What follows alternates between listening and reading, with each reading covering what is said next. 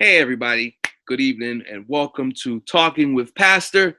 I am your host, Thaddeus Bridgette, and I am blessed and honored to have a dynamic woman of God on my show today. She has been a blessing in my life. She happens to be my godmother, which is even better. Like, she just impacts a lot of people in her community, not just through church, but also through her job. And she's just been a pillar of her community wherever she goes. She is a lawyer, Esquire, and she has definitely been doing a lot of things within our community. So I'd like to introduce to some and present to others. I'd like to introduce Pastor Rebecca Amissah, the pastor of Christian Center Cathedral United Baptist Church. Pastor Amissah, thank you so much for jumping on. Thank you for finding out robbery to jump on my show. Listen, I'm getting a lot of traction, and you're about to be a star. Don't want to be a star, but thank you very much for having me. I'm extremely proud of you. Well, listen, for the people who come on here or watch my webinars and my web series, they want to know, about you, about Rebecca Amissah. You weren't always Pastor Amissah, you were Rebecca. And, just give a little insight to people who are watching about yourself and, where you're working and what you've been doing. Okay, so my name is Rebecca Amissah. As you've heard, am pastor of Christian Center Cathedral United Baptist Church.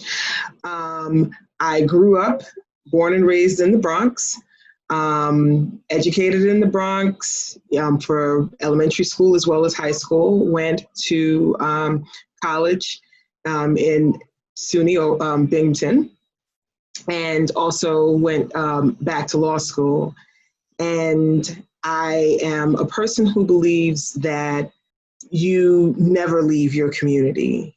I think especially in light of the things that are going on right now, now more than ever, he is the single force in my life that has made the difference. That's awesome. And I'm truly blessed that you have been able to accomplish so much, but also realize that the more you give, the more you get in return. So I'm just curious to know, what is your vision for the people of God and even your own church? What is your vision for Christian Center Cathedral United Baptist Church? Where do you see them going forward during these times? Oh, great question.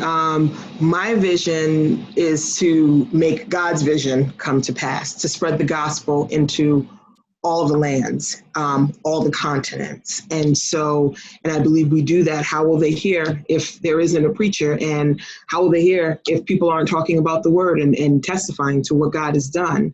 And so, and I believe that, it's hard to hear the word when you're hungry. It's difficult sometimes for people to experience God when they are experiencing the hurt from people. Mm-hmm. And therefore, I believe that the first thing that we as a church can do is be human, and make sure that people understand the impact that God has had on us as humans, that he continues to have on us, and then realize that there's a time to pray and there's a time to act. Mm-hmm. And I believe that the way that we act it's not just around circumstances. I think that circumstances can be a catalyst. Different things happen and that brings them to Christ, that brings them to action. But then when that dies down, oftentimes so does their passion and so does their drive and their focus. No, my vision for the church that I believe that God has given me is to go out and be the church. It's not about a building. It's not about four walls. And I think this pandemic has helped us to really understand that we don't need bigger buildings. We need better people. We need to build character, not buildings. We need to make sure that when I'm standing at the bus stop and I'm talking about the goodness of Christ and all that he has done for me, that bus stop becomes a cathedral. That bus stop becomes church. The presence of the Lord can be there when I'm giving something to somebody, not so that I can get something back, but simply so that they know that God still loves them and that God is still on the throne and still working in and through his people. And that comes in a variety of different ways. Everybody's not called to preach, but everybody's called to care. Mm-hmm. Yeah, I can give a glass of water to somebody. I can give a backpack to a kid. I can take an afternoon off and just sit and with somebody who is in the hospital. There's a ministry of presence. We think that you've got to do all these big things. Sometimes just sitting next to somebody in their darkest hour and just letting them know you're not alone. Mm-hmm. Is enough for them to realize that by your presence, they can feel the presence of God.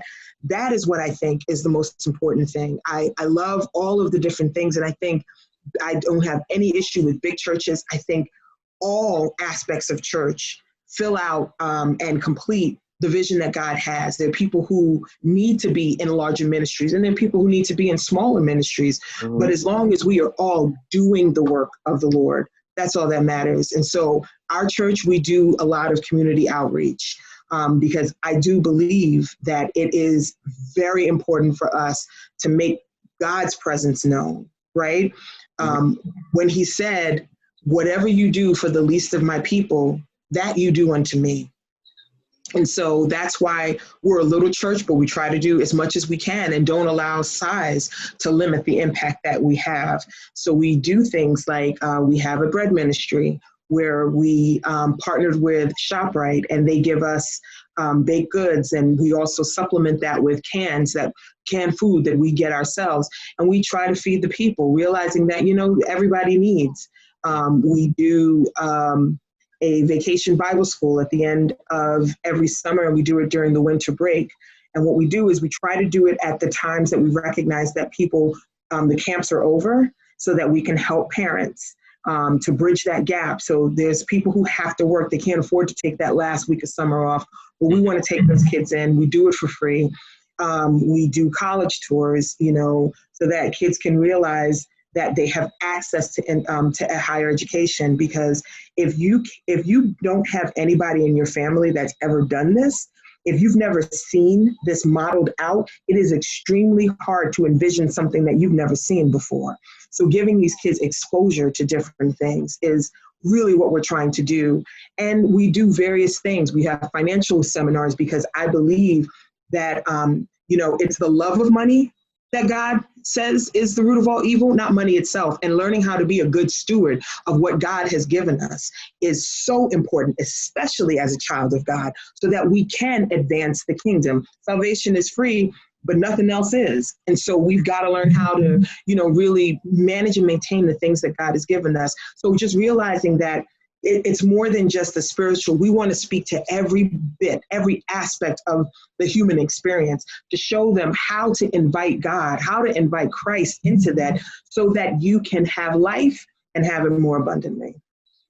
Well, that's very a good passion that you have going on within your ministry, and I know that those things stem out and actually inspire people to do more and not just settle for everything. And I admire the fact that you have so many ministries within your ministry that allow people to just give back and not just have church, but also just be able to give back and whatnot. So you're one of my first pastors that I've interviewed during the fact of this ideology of racism that has occurred and what's going on in our country.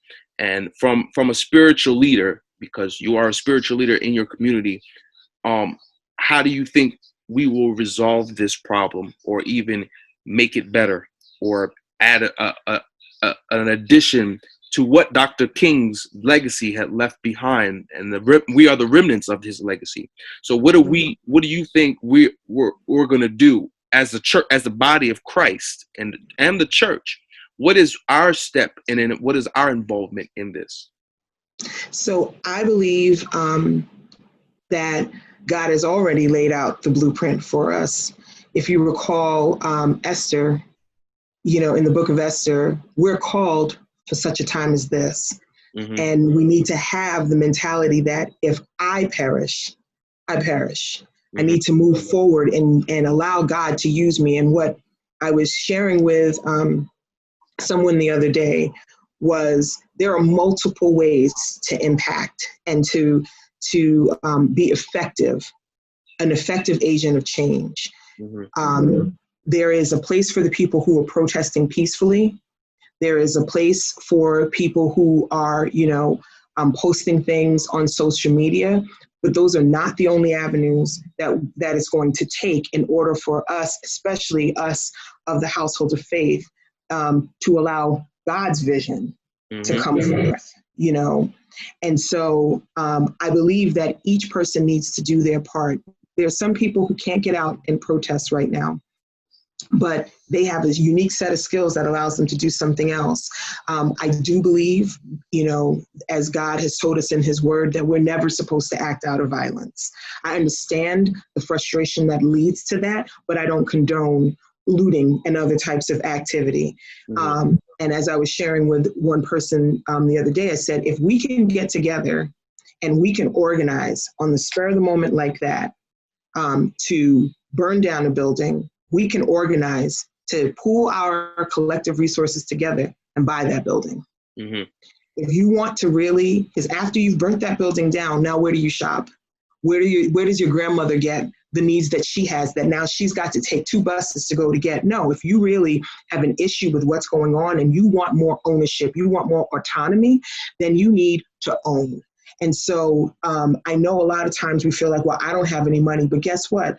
If I can afford to buy $100 pair of Jordans, I can sacrifice that for one moment and get a bunch of other people to come together. Let's pool our assets together and let's figure out how we're going to move forward.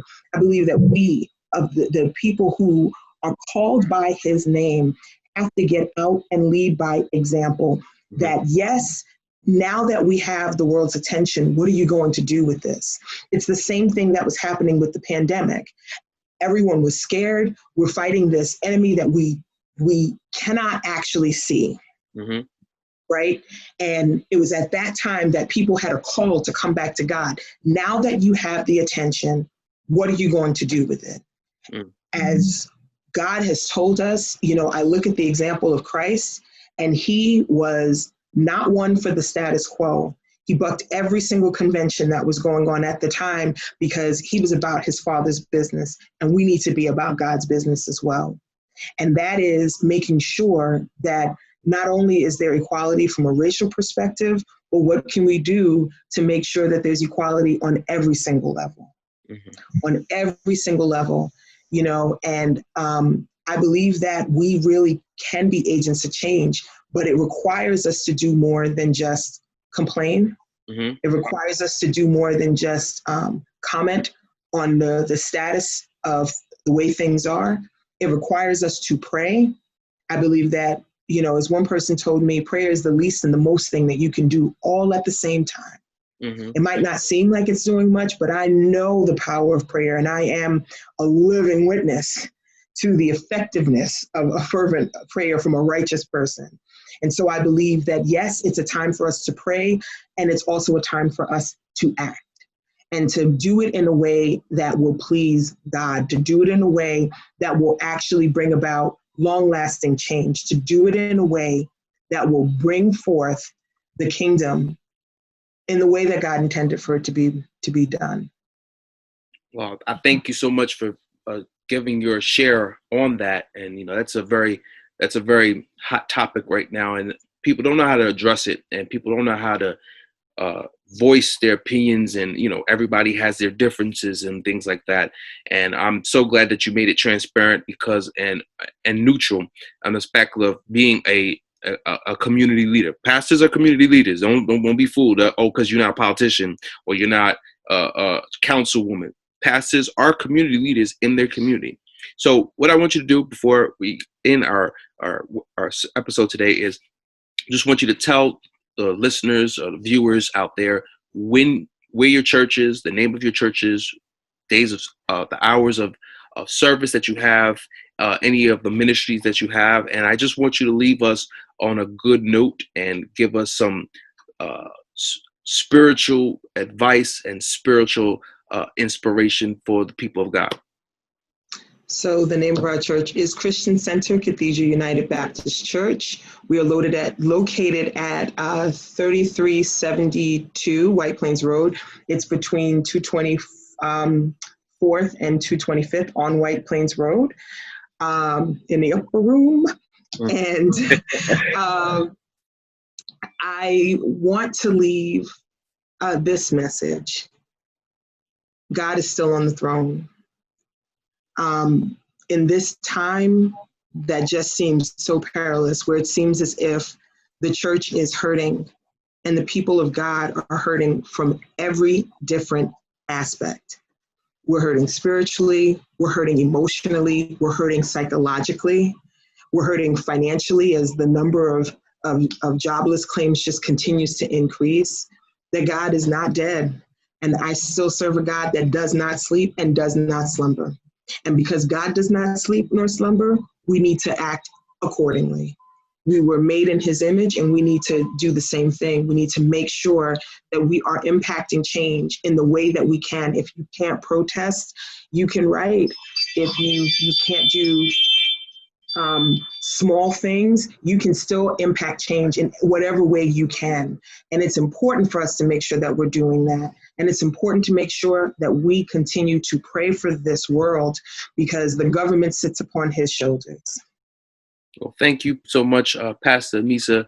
I thank you so much for being a guest on my web series, and that your words of encouragement and your words of inspiration will encourage someone else to get to know who Christ is and get to understand having a relationship with him. Everybody can go to church, but nobody has when you have a relationship with Christ, that is what stands, and that will stand the test of time.